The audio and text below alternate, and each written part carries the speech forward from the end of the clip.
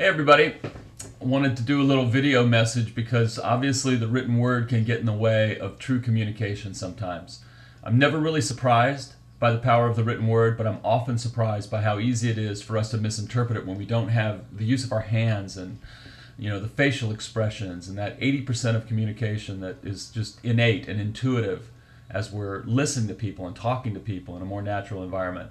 It's one of the things that I wish could be different about blogging, because I think it would make it a whole lot easier to understand where people were coming from and to really understand their voice. And I think it's what makes blogging so difficult as well, at least to get your true voice. Because writing in a way that other people understand you is hard. And I wrote a comment on Kevin Tomlinson's blog that obviously got misinterpreted. And I said, Kevin, it's good to see you finally in this contest and to see your personality coming out. Loving it.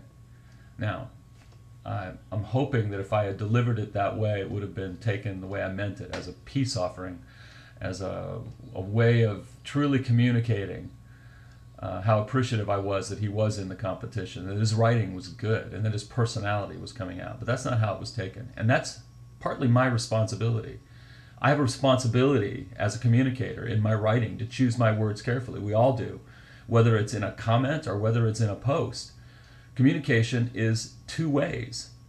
It's not just one-sided. It's not just the responsibility of the reader to understand what my state of mind is. I have to be able to communicate that effectively. And I think that's important for everybody to understand, because obviously those exact same words could have been taken like this. Kevin, it's good to see you finally in this contest and to see your personality coming out. Loving it. It's not the way I meant it. So, two purposes for this video. One, to illustrate how the human voice, the real voice, this voice, our hands, our facial expressions are so important in everyday communication. We know this intuitively.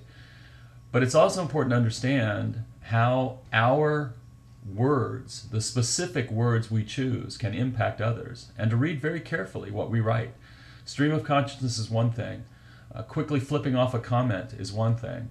But in situations like this, there are real people involved, and it is our responsibility to make certain that we communicate properly. It's not the reader's responsibility, it's ours. So, Ardell, Kevin, thank you, thank you, thank you. I mean it from the bottom of my heart.